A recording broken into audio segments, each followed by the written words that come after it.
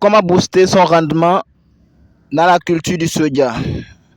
Comment tripler son rendement? Comment bien entretenir le soja? C'est ce que nous allons voir dans cette vidéo.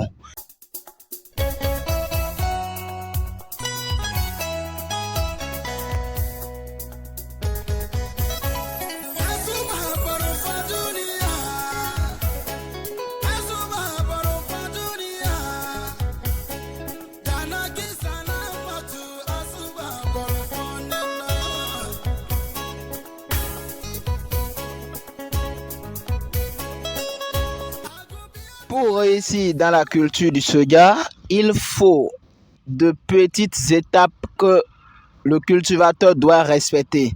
Le choix du sol. Oui, c'est très important dans la culture du soja. Lorsqu'on veut cultiver le soja, il faut bien respecter le choix du sol. Car c'est cela qui va nous permettre d'avoir un bon rendement. Quel type de sol il faut-il prendre et quel type de sol il ne faut-il pas prendre? Les sols sableux, trop sableux, ne sont pas bons pour la culture du soja. Les sols latériques ne sont pas bons pour le soja.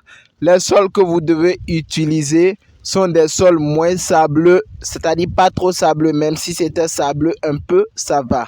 Vous pouvez n'utiliser pas de sol lourd, ce n'est pas bon, le rendement ne sera pas très bon. Ce que je vous conseille de plus, c'est de bien drainer le sol. Bien drainer le sol, faire de sorte que le sol soit en pente au plat, ça va. La deuxième étape, c'est le labour de ce sol. Lorsque vous finissez avec le choix du sol, il faut d'abord nettoyer, bien entretenir le sol, lever les débris avant de passer au labour.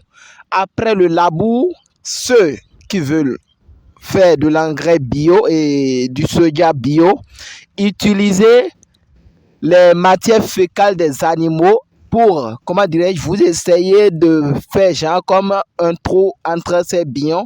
Après ça, vous mettez ces matières fécales une semaine avant au moins et vous laissez décomposer. Après cette décomposition, va suivre la semis ou même directement après le nettoyage, il faut passer et faire verser ces matières fécales avant le labour, ça marche.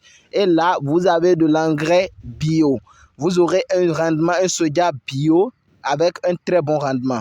Pour ceux qui utilisent de l'engrais chimique, il n'y a pas de souci. Vous pouvez utiliser l'NPK. L'NPK permet de booster le rendement du soja. Mais moi, ce que je vous conseille, c'est le soja bio.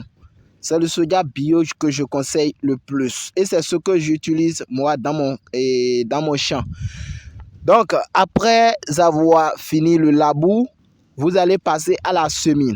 La semis, c'est le point le plus important. Chers amis, suivez cette vidéo jusqu'à la fin car c'est très important. La semis, lorsque vous voulez semer le soja, de grâce, il faut toujours inoculer le soja car cela permet de booster le rendement. Toujours inoculer le soja. Après avoir semé, ce qui va suivre, c'est le saclage. Le soja a un fait majoritairement jusqu'à 105 jours. 105 jours. Ça dépend de la variété. Si c'est la variété tardive, ça peut aller jusqu'à 105 jours. La variété très rapide, on compte parfois 90 jours pour récolter. Donc, après avoir semé, il faut 2 saclages. À la récolte du soja. Plusieurs ne maîtrisent pas ce domaine et ils laissent le soja s'éclater dans le champ. Comment récolter le soja? Lorsque vous finissez de semer et vous voyez que ça a séché, c'est le moment même de récolter le fruit de vos efforts.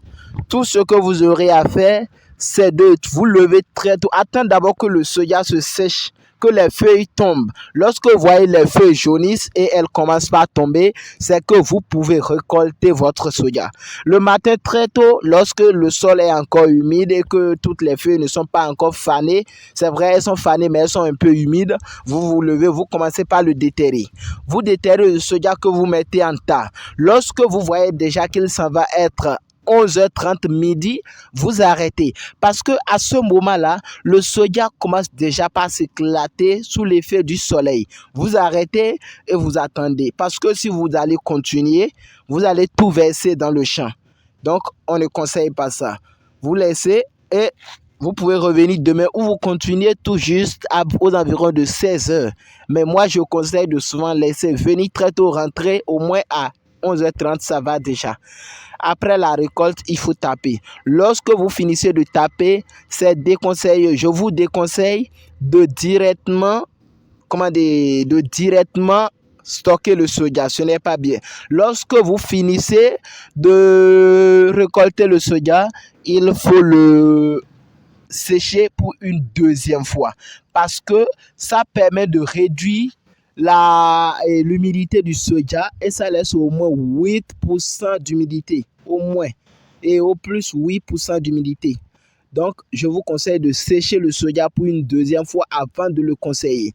Maintenant, certains me disent dans les commentaires que ils ont semé, ça n'a pas poussé, tout ceci. Le problème, c'est quoi? C'est pas le problème de variété de soja. Il y a pour certains, c'est la variété, pour d'autres, c'est un tout petit souci. Et quel est ce souci? C'est le fait que vous avez mal conservé la graine. La graine de soja, lorsque vous la déposez dans un sac, vous déposez une quantité donnée dans un sac. L'année où vous allez vouloir semer, lorsque vous venez, la partie, je suppose que le sac fait au moins 100 kilos. Les 50 premiers kilos qui sont en haut, vous les prélevez que vous semez. Les 50 autres qui sont en bas, tout juste en bas, eux, vous les laissez. Vous les laissez parce qu'il y a une forte chance que ça ne puisse pas pousser. Et c'est ce que plusieurs rencontrent lorsque vous voulez semer le soja. Je vous conseille d'être sûr, de connaître d'où la semence vient. N'allez pas directement au marché acheter la semence et venir semer. C'est pas du tout bon. Parce que ça n'encourage pas, ça décourage surtout. C'est pas facile de semer le soja. Donc, je pense que nous sommes à la fin de cette vidéo. Si vous êtes nouveau sur la chaîne, n'hésitez pas à vous abonner.